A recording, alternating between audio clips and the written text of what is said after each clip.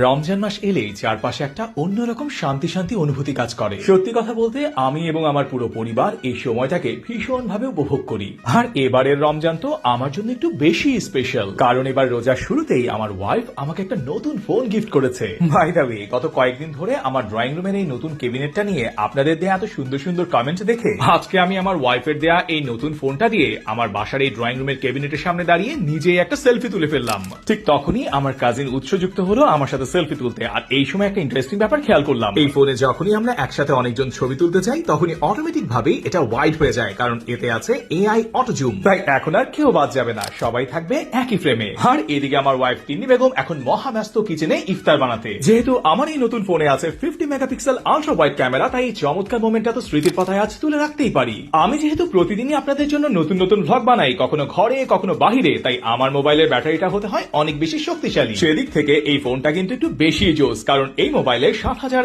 mAh battery থাকায় charge নিয়ে কোনো চিন্তাই করতে হয় না। আমি তো শিওর এত কিছু জানার পর আপনার নিশ্চয়ই জানতে ইচ্ছে করছে এটা কি মোবাইল। ওয়েল, এটা হলো Oppo A6s Pro। Trust me, এই ফোনটার ডিজাইনটা যে কাউকে প্রথম দেখাতেই প্রেমে ফেলবে। ওহো, কথা বলতে বলতে ইফতারের সময় হয়ে গেল। ঠিক আছে, আমি তাহলে সবার সাথে এখন ইফতারটা সেরে ফেলি, আর আপনিও আপনার রোজার মুহূর্তগুলোকে আরো বেশি আনন্দদায়ক করে তুলুন আপনার পরিবারের সাথে।